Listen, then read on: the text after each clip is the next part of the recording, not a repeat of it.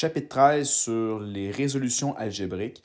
Comment résoudre des problèmes d'algèbre. Non pas juste de, de, de trouver la valeur de x dans une équation, là, mais bien de faire des problèmes écrits, d'accord, qui ont des situations de la vie de tous les jours, mais il y a des problèmes algébriques à l'intérieur. Donc, il y a 4 étapes qu'on va voir dans les prochainement. Donc, dans les 4 étapes, bien sûr, il y a la première qui est identifier les inconnus par des expressions algébriques.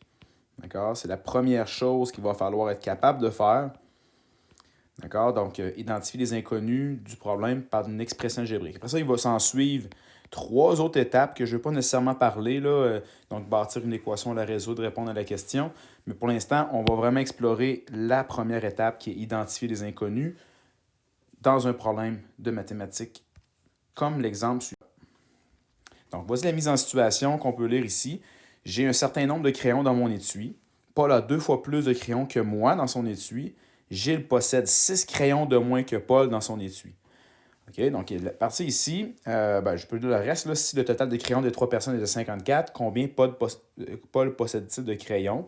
Donc, on va ici, on va souligner dans le problème la partie qui me permet de faire la première étape, qui en passant, c'est identifier les inconnus ici. Là. Il faut être en mesure de faire cette première étape-là avant de trouver x est égal à n'importe quoi d'autre.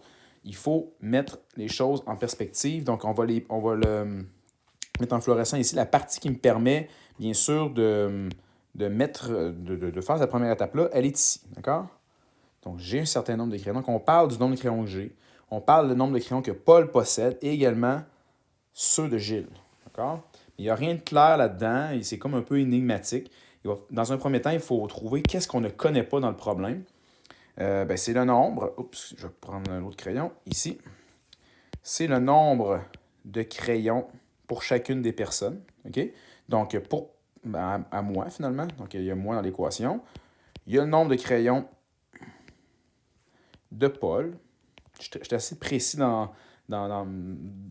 les mots que j'utilise. Je ne peux pas juste marquer moi, Paul et Gilles, mais bien le nombre de crayons. Parce que ça pourrait être n'importe quoi d'autre. Ça pourrait être l'âge, ça pourrait être un paquet d'autres trucs qu'on pourrait trouver dans le problème. D'accord? Donc, le nombre de crayons que j'ai. Donc, ici, je vais identifier. Donc, je commence toujours par écrire en mots qu'est-ce que je ne connais pas dans le problème. Puis après ça, je vais aller traduire cette partie-là ici avec des expressions algébriques.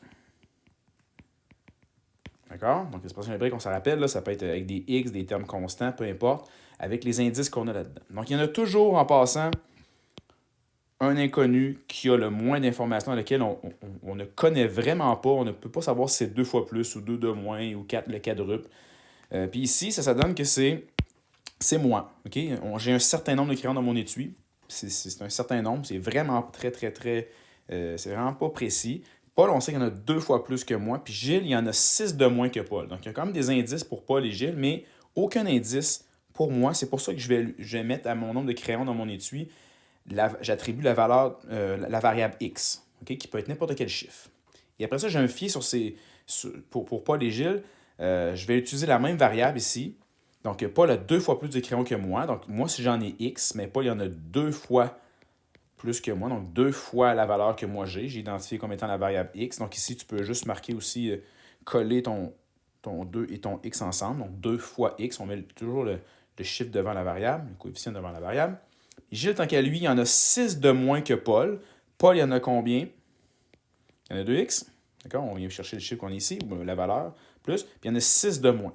Faire attention ici, hein, quand on soustrait là, en mathématiques, là, on lit 6 de moins que Paul, qui est ici de même, mais il faut faire une inversion. Là. C'est vraiment 2x moins 6. 6 de moins. Parce que si on fait ça ici comme ça, ce n'est pas du tout la même affaire. Faire attention à ça ici lorsqu'on parle de soustraction dans l'identification des inconnus. D'accord? Donc, je viens d'identifier ici mes inconnus avec des expressions algébriques. C'est la première étape. On ne peut pas aller plus loin. C'est ça. D'autres exemples. Donc, âge. Donc, ici, Jacob a 8 ans de plus. On va faire des exemples. Jacob a 8 ans de plus que Yann. Donc, c'est quoi les inconnus? Juste en mots. L'âge de Yann. Il n'y a pas vraiment d'ordre lequel commencer. J'aurais marqué par âge de Jacob en premier. C'est pas vraiment important. D'accord? J'identifie bien sûr avec des points. Il n'y a pas de signe d'égalité. Hein, je reviens avec ça. Là. Je m'assure qu'il y a des points. Bien sûr, on va mettre un signe d'égalité lorsqu'il va y avoir une valeur numérique. Si c'est une valeur algébrique, mais je le définis par des variables. Donc ici, l'âge de Yann, c'est lui que j'ai vraiment pas d'informations. D'accord? Puis Jacob, je sais qu'il a 8 ans de plus que Yann. Donc 8 ans de plus que Yann. Donc Yann plus 8. Je ne sais pas comment tu l'écris. Bruno a 9 points de plus que le double de Pascal. Ça peut être dans n'importe quel jeu. Là. Il n'y a pas vraiment de grosse situation dans ces problèmes-là. Donc, point de Pascal, point de Bruno. Okay. Donc, nombre de points de Pascal. Bruno a 9 points de plus que le double de Pascal. Donc, on ne connaît pas comment Pascal en a.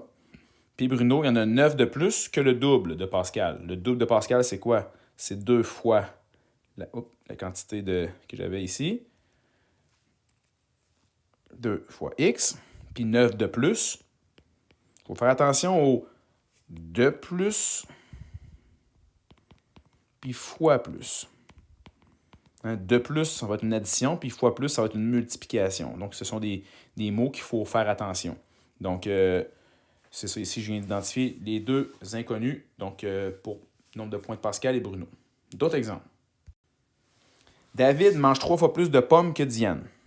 Donc, je vais marquer pommes, je vais être précis. Mangé par David. Pommes mangées par Diane. Lequel on a le moins d'informations ici? David ou Diane? David mange 3 fois plus de pommes que Diane. Donc ici, c'est vraiment Diane qu'on n'a pas d'informations. On se sert d'elle pour décrire la quantité que David en a mangé. Puis David en a 3 fois plus. Voyez-vous ici, là, j'aurais pu mettre le nombre de pommes mangées en haut, là, par Diane, le X en haut, peu importe l'ordre que vous mettez vos inconnus, tant qu'ils sont bien identifiés. Ici, comme ça. Donc ici, 3 fois plus. Donc ça le dit, hein? 3 fois, donc on va multiplier. Donc, le camion de Denis. Camion de Daniel. Comme ça ici. Donc, Daniel, il y en a un certain nombre qui est X. Et puis Denis, lui, possède le quart de la quantité que Daniel a. Donc, le quart, c'est un petit peu moins. Donc, c'est 4 fois moins. Donc, c'est pas 4 de moins, c'est 4 fois moins. Donc, ça va être X divisé par 4. N'utilisez pas, bien sûr, le symbole divisé comme ça. Bon, ça pourrait fonctionner, mais c'est plus facile avec une forme fractionnaire. Ici, Geneviève ingère des calories. Donc, calories, on va marquer de calories. Donc, je vais le lire au complet. Geneviève ingère 2x plus 500 calories par jour. Benoît ingère 1200 calories de moins que le triple du nombre de calories ingérées par Geneviève. Donc, c'est gros, on va relire, là, mais grosso modo, je sais, sans mettre de lettres au bout de variables, je sais que les deux inconnus, c'est les calories de Geneviève. On va marquer Geneviève. D'accord? Et les calories de Benoît. D'accord?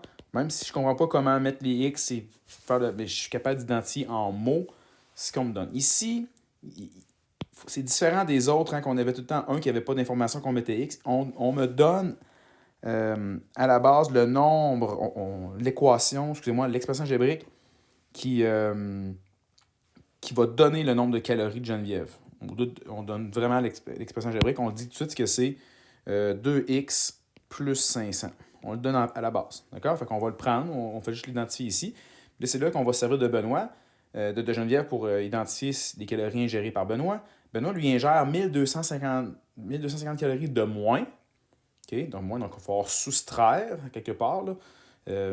1000 calories de moins. C'est pas fois moins. Donc, si ça aurait été fois moins, il aurait fallu diviser. Là, c'est de moins, on va soustraire. 1250 calories de moins que le triple de calories ingérées par Geneviève. C'est quoi le triple de Geneviève? Bien, le triple, regardez bien, là, c'est là que les parenthèses sont importantes. Le triple de Geneviève, c'est 3 fois ça ici. les parenthèses sont vraiment importantes parce que sinon, si tu ne mets pas de parenthèse, qu'est-ce qui va se passer s'il n'y a pas de parenthèse dans ce problème-là ici? Bien, il y a juste le 2x qui va être multiplié par 3, puis le 500, malheureusement, va être oublié. C'est toute cette quantité-là ici qui est multipliée par 3 pour obtenir le triple de Geneviève. Donc, c'est 1250 calories de moins que le triple. Donc, je vais venir ici, soustraire. Notez que dans un problème comme celui-là, il faut toujours, quand l'inconnu est complexe comme ça, là, il faut toujours s'assurer de distribuer les parenthèses puis de les réduire au maximum, mettre les termes semblables ensemble et tout ça, afin de simplifier les prochaines étapes qui vont suivre dans mon problème. Donc ici, ce que je vais faire, c'est que je vais distribuer mon 3 à l'intérieur. Donc 6x, 3 fois 500, ça fait 1500, moins 1250. Et je réduis tout ça à 6x, ça c'est 50 ici comme ça, plus 250. Donc ça, c'est l'inconnu final là, que je devrais marquer normalement. Ça va être beaucoup plus facile à gérer par après.